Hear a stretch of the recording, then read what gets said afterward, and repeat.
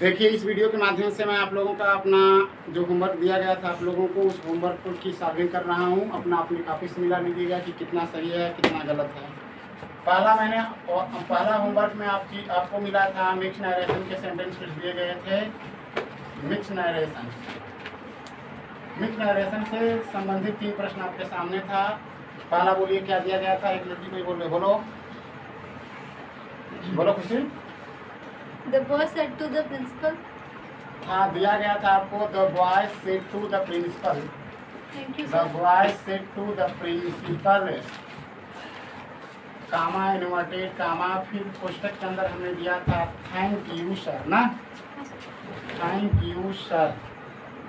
फिर क्या था? Your advice will certainly guide me. हाँ, इसका था, उसके आगे था your advice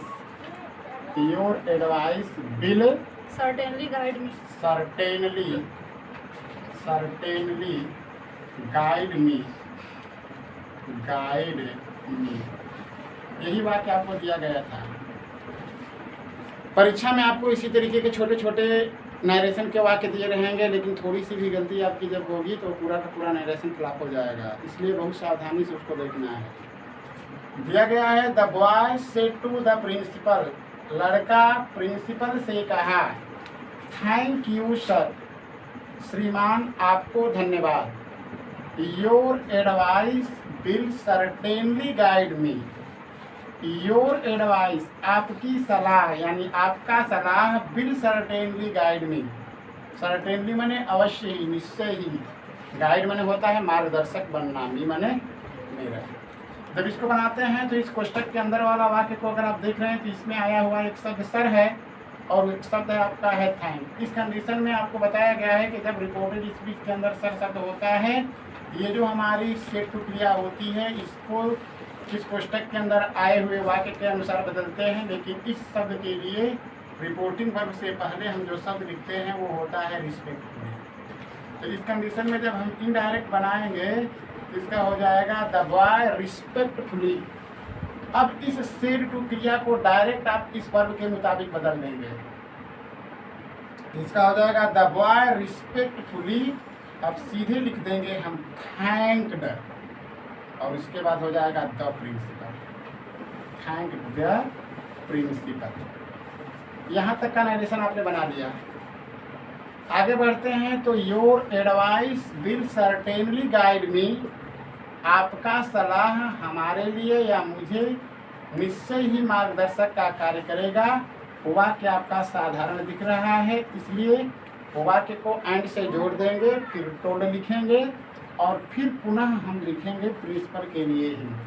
and told him that your advice पहुंचेगा प्रिंसिपल के पास। ये हो जाएगा हिज एडवाइस, बिल का वुड में बदल देंगे। उसके बाद सर्टेनली हो जाएगा, गाइड हो जाएगा और मी पहुंचेगा बॉय के पास।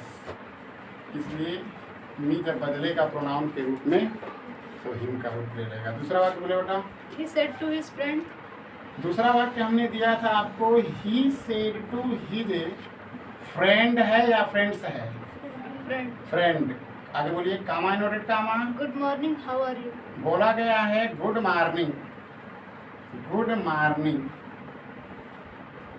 उसके बाद है दूसरा वाक्य इसमें दिया गया था हाउ आर यू। प्रश्न सूचक का चिन्ह इनवर्टेड कामा क्लोज।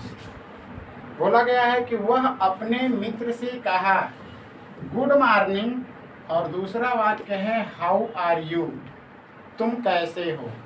इस कंडीशन में जब हम वाक्य को बनाएंगे तो ये ही हो जाएगा और यह जो हमारी सेड टू क्रिया है इस वाक्य के मुताबिक अगर भाव लेते हैं तो आपको बताया गया है कि अगर रिपोर्टेड स्पीच के अंदर अगर good night, good morning, good afternoon, good evening अगर इस तरीके के शब्द आते हैं तो हम अपने रिपोर्टिंग वर्ब को किस में बदलते हैं? बेड में बदलते हैं, यानी ही बेड। ठीक है ना। इस कर्म को अगर आप लिखते हैं तो लिखते सकते हैं हिज फ्रेंड, उसके बाद फिर हो जाएगा गुड मॉर्निंग। दूसरा तरीका आपको बताया गया है कि अगर इस कोष्टक वाले वाक्य को अगर आप इस बेड के बाद लिखते हैं तो ये जब कर्म लिखते हैं तो उसके बाद टू लगाएंगे, उसके पहले टू लगा लेंगे। यानी इसको ऐसे भी लिखा जा सकता था, he bade good morning to his friend. एक वाक्य का नरेशन बनाने के बाद नेक्स्ट वाक्य का नरेशन बनाने से पहले उसको एंड से जोड़ लिया गया। ये चूंकि वाक्य हमारा प्रश्नवाचक था, इस मुताबिक हमारी यह रिपोर्टिंग वर्ब अब आस्क्ड में बदल जाएगी। कर्म पुनः हिज फ्रेंड होगा यानी हिम होगा, और कोष्टक के अंदर का वाक्य आया जो है वो प्रश्न सूचक शब्द से चालू है। इस प्रश्न सूचक शब्द का प्रयोग कंजक्शन के रूप में कर देंगे, और जो शेष वाक्य है उसका टेंस परिवर्तन करके साधारण वाक्य के रूप में लिख देंगे, यानी हाउ ही वाज। तीसरा बोलिए। The principal said, "Why are you still standing here?" The principal said. The principal said. Why are you still standing here? अच्छा, why are you standing Here. standing here? हाँ, here. Boy. Why? Sorry गलती है यहाँ पे। Why are you still ना हाँ, sir. standing here? ध्यान से देखें, कौन है boy? here यहाँ पर कामा लगा करके बॉय लिखा गया होगा, लेकिन इसके अंत में प्रश्न सूचक का चिन्ह होगा, क्योंकि ये शब्द जो है बॉय जो है बॉय से ही रिलेटेड यह शब्द वाक्य हमारा है। आगे बोलिए। When I have already told you. When I have Already told you. already. When I have already told you. That I am so busy. That I am so busy. That I cannot see you So today. busy that I cannot. बोलिए। see you today. See you today. See you today। बस इतना ही है। देखिए, ये तीसरा वाक्य आपको दिया गया था, बोला गया था प्रिंसिपल कहा, किससे कह रहा है यहाँ मौजूद नहीं, लेकिन जब हम सेंटेंस को पढ़ रहे हैं तो किससे बात कर रहा है, प्रिंसिपल कोष्टक के अंदर दिख रहा है, यानी इस रिपोर्टिंग वर्ब के लिए यही नाउन कर्म का काम करेगा। जब इसका हम इनडायरेक्ट बनाएंगे, आपको लिखना होगा the principal asked, the principal asked the boy. Comma noted comma के जगह पर इस प्रश्न सूचक शब्द का प्रयोग कर लेंगे। वाई यू को पहुंचाएंगे बॉय के पास ही होगा, वाज स्टिल स्टैंडिंग हो जाएगा, हियर शब्द को बदल देंगे बियर में। एक वाक्य का नरेशन बन गया।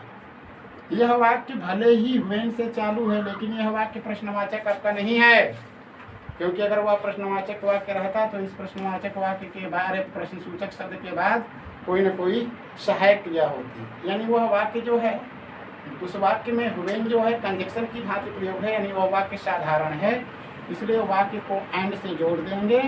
And told him that, and told him that. फिर आगे उसी तरह लिखेंगे व्हेन, आई का मतलब प्रिंसिपल, प्रिंसिपल का मतलब he, when he had already, फिर है टोल्ड यू, इसका मतलब हो जाएगा told him that he was so busy, he was so busy, so का मतलब इतना अधिक, बिजी दैट होगा, फिर ये हो जाएगा ही, कैन को किसमें बदल देंगे, कुड में। ही was so busy that he could not see him, see him होगा, और टुडे को किसमें बदल देंगे, दैट डे में बदल देंगे। इस तरीके से यह होमवर्क आपका मिक्स नरेशन का था, जिसमें मैंने आपको 3 वाक्य दिए थे और तीनों वाक्यों का नरेशन मैंने सॉल्व कर दिया। अब अपने आप काफ़ी समझा लीजिए कहाँ पे गलती है, कहाँ पे गलती नहीं है, अपना सुधार लीजिए और बना लीजिए। फिर मैं आपको आपके अगले होमवर्क की चर्चा करूँगा अगले वीडियो में।